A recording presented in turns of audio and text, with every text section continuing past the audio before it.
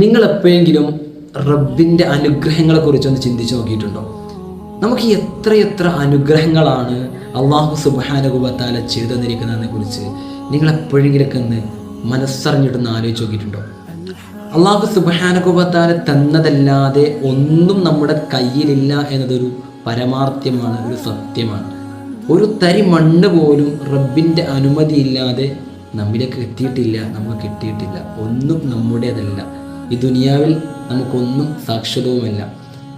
എന്നാൽ റബ്ബ് അള്ളാഹു സുബ്ഹാനഹു വ തആല എത്ര മനോഹരമായിട്ടാണ് ഓരോ സൃഷ്ടിയെയും പരിപാലിക്കുകയും ആ സൃഷ്ടിക്ക് ഇഷ്ടമുള്ള അനുയോജ്യമായ രീതിയിൽ അള്ളാഹു സുബ്ഹാനഹു വ തആല സർവ്വകാര്യങ്ങളും ചെയ്തു കൊടുക്കുകയും ചെയ്യുന്നത് എന്തൊരു അത്ഭുതമാണല്ലേ. നമ്മുടെ ഇഷ്ടാനുസൃതമായിട്ടുള്ള കാര്യങ്ങൾ നമ്മിലേക്ക് എത്തുകയും അതോടൊപ്പം തന്നെ നമ്മൾ ആഗ്രഹിക്കുന്നതനുസൃതമായിട്ടുള്ള ആളുകൾ നമ്മിലേക്ക് വന്നു ചേരുകയും ചെയ്യുന്ന ഒരു അത്ഭുതമായൊരു പ്രതിഭാസമാണല്ലേ ഈ ഭൂമിയിൽ നടന്നുകൊണ്ടിരിക്കുന്നത്. നമ്മുടേതെന്ന് പറയാൻ ഈ ദുനിയാവിൽ നമുക്കൊന്നുമില്ല.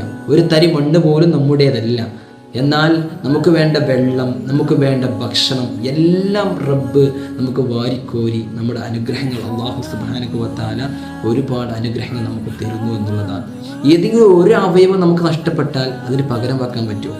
നമ്മുടെ കിഡ്നി നഷ്ടപ്പെട്ടെന്ന് കരുതി, അല്ലെങ്കിൽ നമ്മുടെ കണ്ണിന് എന്തെങ്കിലും തകരാറ് പറ്റി, നമ്മുടെ മറ്റു അവയവങ്ങൾക്ക് എന്തെങ്കിലുമൊക്കെ തകരാറ് സംഭവിച്ചു, അത് നമ്മൾ ജീവിതകാലം മൊത്തം കഷ്ടപ്പെട്ടാൽ പോലും നമുക്കതിൻ്റെ പണം നേടിയെടുത്തിട്ട് അതിന് റീപ്ലേസ്മെൻറ്റ് ചെയ്യാൻ നമുക്ക് പറ്റുന്നില്ല. ഇനി പറ്റിയെന്ന് കരുതി റീപ്ലേസ്മെൻറ്റ് ചെയ്യാൻ പറ്റി, എന്നാൽ പോലും അതിന് ആ പഴയ ആ പ്രൊഡക്റ്റിൻ്റെ അത്രമേൽ മനോഹരമായിട്ട് അത് വർക്ക് ചെയ്യുന്നുണ്ടോ?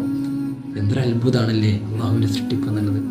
ആ റബ്ബിനെ നമ്മൾ അറിഞ്ഞൊന്ന് സ്തുതിക്കൽ നമ്മുടെ മേൽ ഉത്തരവാദിത്തമല്ലേ.